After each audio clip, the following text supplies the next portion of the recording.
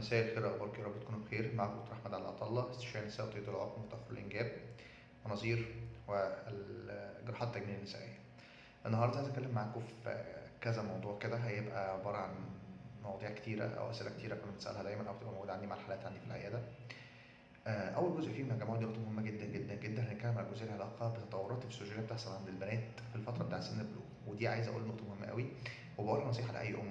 مهم قوي ان كل التجارب وكل الخبرات اللي انت مريتي بيها في حياتك في الفتره بتاعه البلوغ عندك انت حاولي تستغلي كل المهارات وكل الخبرات اللي انت اكتسبتيها في انك تتابعي بنتك وتفهمي ايه مشكله التغيرات الفسيولوجيه اللي بتمر بيها الفتره دي. يمكن انت لما كنت في سنها ما كانش عندك السبورت الكافي، او ما كانش اللي حواليكي متفاهمين ده كويس، او ما كانش لسه هنقول التفهم في الجزئيه دي كان كويس من اهل قبل كده زمان. بس اي ثينك دلوقتي الموضوع اختلف تماما، وبقى الجزئيه دي سهله جدا جدا جدا، وانت بقى في اوبشن افضل انك تتناقشي مع بنتك او تحاول توصلي معاها هنقول لشرح لطيف ومبسط وتوعيه كويسه تسهل لها حياتها وتخلي الموضوع عندها اكثر بساطه. يعني الفتره دي بتبقى صعبه جدا جدا على البنت، فهي محتاجه سبورت قوي جدا جدا من اقرب الناس ليها، ومفروض اقرب الناس ليها تكون والدتها.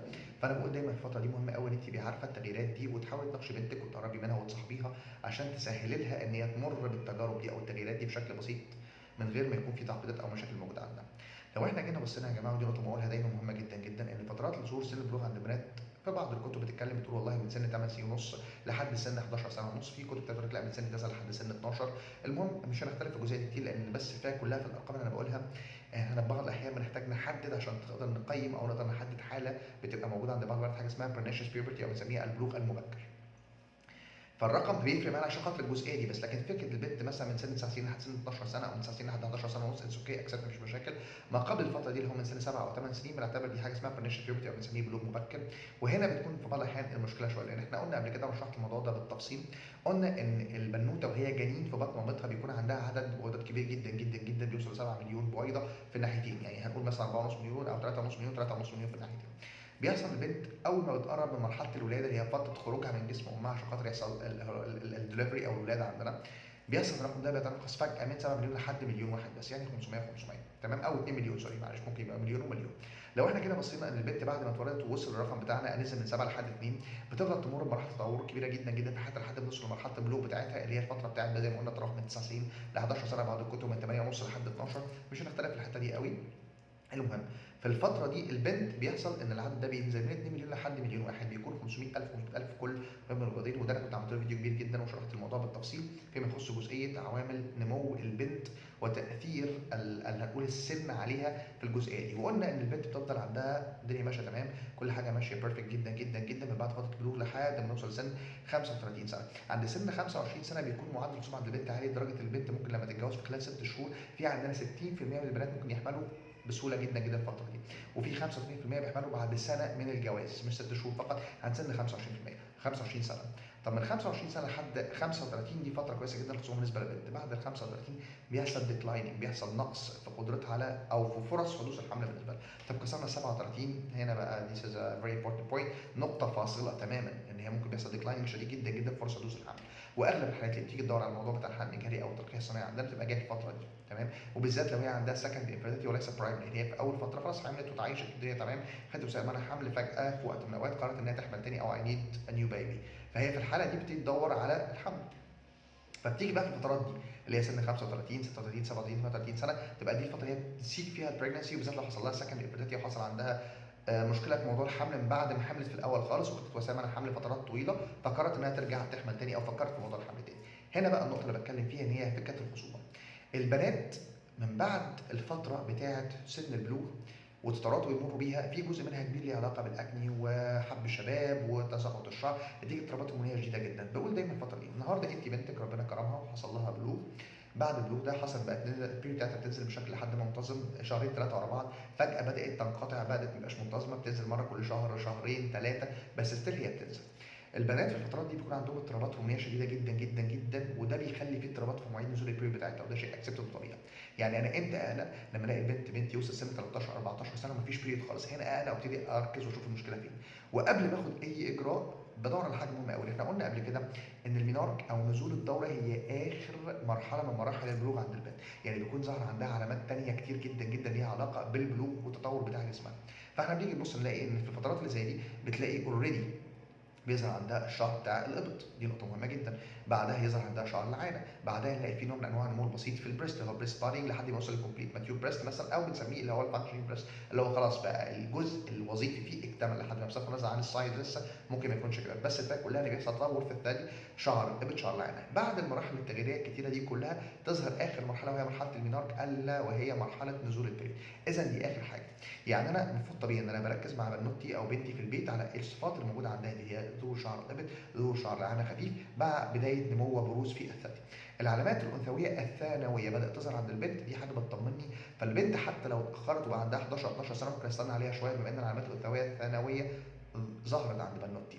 طب انا النهارده بصيت لقيت ان هي سنها 13 14 سنه ولسه جسمها فلات، مفيش اي كونتورال تشينجز، مفيش تغييرات موجوده عندها. في الحاله اللي زي دي احنا محتاجين ناخد اجراء سريع. يعني زي ما قلنا وهنتبع بالراحه معاكم من اول تاني، البنوته وسط السن المعتاد او المتعارف عليه في نزول البيريود وما نزلتش، بس العلامات الثانويه الانثويه موجوده عندها، انا كده لحد ما مطمنه شويه. هستنى لحد سن 13 14 سنه وابتدي ادور واخد اجراء على موضوع عدم نزول البيريود. طب انا النهارده بنوتي وصل سن 11 12 سنه 13 سنه وحتى العلامات الانثويه الثانويه لم تظهر بعد، انا هاخد اجراء سريعا من هذه اللحظه، مش هستنى سن 13 14 سنه، مش هزق معاها شويه كمان قدام، تمام؟ وبالذات لو العلامات الانثويه مش ظاهره عندها. فانا دي بقولها دايما للسيدات ليه؟ عشان خاطر انت لما بتعرفي المشكله بتاعت بنوتك من بدري وبتروحي بيها عشان تعالجي تشوفي المشكله فين، ده بيوفر علينا كتير وبيقلل فرص ان يحصل مشاكل معاها قدام في حياتها الزوجيه. يعني مثلا هنفترض بنوته عادي جدا ظهر عندها العلامات الثانويه الانثويه، الدوره بتاعتها بتنزل بشكل منتظم، جت مثلا بعد سن 20 او 20 سنه ستيل برضه الدوره بتاعتها مش منتظمه وعندها مشاكل، او بتعاني من بي ام اس، او بتعاني من الام شديده مع نزول الدوره بتاعتها، او الدوره بتاعتها ممكن من كتر الايام اللي موجوده خليها مش قادره تنزل من البيت، ما تبقاش قادره، ممكن يغمى عليها ولا اخره من الكلام ده. في الحالات اللي زي دي محتاج قوي ان الفتره دي اروح اكشف بيها عشان اعرف مشكلتها فين، لان ممكن يكون عندها تكيسات، وليس مقصود بيها تكيسات فسيولوجيه نتيجه اضطرابات هرمونيه، ممكن يكون عندها متلازمه تكيسات. في الحالات اللي زي دي انا لما بعرف الحاله من بدري ويتم تشخيص الحاله مبكرا، انا برفع فرص ان البنت دي ان شاء الله بعد فتره العلاج اللي هنمشي بيها معاها لما ربنا يكرمها وتتجوز هيكون فرص الحمل عندها اعلى وافضل من ان هي اهملت البروسيس دي من بدري. يعني انت عندك مشكله ما عرفناها بدري، بنبتدي العلاج بتاعنا من بدري، بنرفع فرص انك تعيشي حياه طبيعيه قدام عادي جدا. لكن انت النهارده في مشاكل عندك، اهملت الكشف، قلت لا مش هكشف انا خلاص، يعني ما دي تجربه بتحصل عند البنات كلهم، مش كل البنات بيحصل عندهم التغييرات دي. ولو انت لقيتي الموضوع بيتكرر معاكي بشكل فيه مشكله او بشكل متكرر، لا يبقى لازم اعرف المشكله فين. مش طبيعي ان انا مع نزول البريود الاقي عندي الام لدرجه ان انا ابقى بقى على الارض وبقى عمال يعني اتلوى من فرط الالم، يعني هذا شيء مش منطقي ومش طبيعي. فانا محتاجين نعمل الترا ساوند ونطمن، ومحتاجين نبص على الرحم نشوف الدنيا اخبارها ايه، نشوف اصلا معدل نمو الرحم كويس ولا لا، هل الرحم ده رحم سليم ولا رحم طفولي. ما هو دي حاجات كلها مهمه ممكن تكون سبب في ان عندك مشاكل من ضمنها عدم نزول البريود عندك بشكل كويس. فنعرف الحاجات دي كلها، ودي نقطه مهمه. عشان كده بقول دايما في الامهات انك متابعتك لبنوتك في الفتره دي مهمه جدا جدا، وبناء على هذه المتابعه انت بتقدري تقيمي اذا كانت في مشكله ولا لا. ولو في مشكله انا هروح في اسرع وقت ممكن للدكتور عشان خاطر اخليه يشوف الوضع ماشي ازاي، سواء هروح بقى دكتور او دكتوره مش دي البوينت دلوقتي، بس انا بتكلم ان انت هتروحي لاقرب شخص متخصص في المجال عشان خاطر يفيدك ويحاول يحل المشكله اللي بنتك بتعاني منها. ودي نقطه انا بقولها دايما مهمه جدا جدا جدا. اذا التشخيص المبكر والمتابعه الجيده، وان ناخد هيستوري كويس من البيشنت، وان الام تكون مركزه معاها، لان في بعض التفاصيل البنوته الصغيره ما بتكونش عندها الخبره ان هي تركز في التفاصيل الصغيره دي، لكن الام هتبقى فاهمه ده وهتعرف تتكلم في جزئيات كتيره البنوته ممكن تستحي او ما تعرفش تتكلم فيها. فمهم جدا وبقولها دايما دايما دايما، لازم تكون الام صاحبه بنتها وصديقه مقربه ليها، دي رقم واحد، تتابع كل التغيرات اللي بتحصل معاها عشان هي هتكون في فتره من الفترات هي لسانها في التحدث والتكلم مع الدكتور او الدكتوره في وصف حاله البنوته، لان ممكن تعجز او ما تبقاش مركزه او مش فاهمه ان النقطه دي مهمه. لكن الام هتبقى فاهمه ده ومدركاه بناء على الاقل عن تجاربها هي الشخصيه اللي مرت بيها في وقت ما، حتى ان لم يكن هناك من يؤثرها او بيساعدها الفتره دي، بس هي ستيل هيبقى عندها اكسبيرينس انها تساعد بنتها وتحاول تسهل علينا الموضوع في ان احنا نستشف ونقدر نعرف مشكلتها بدري ازاي.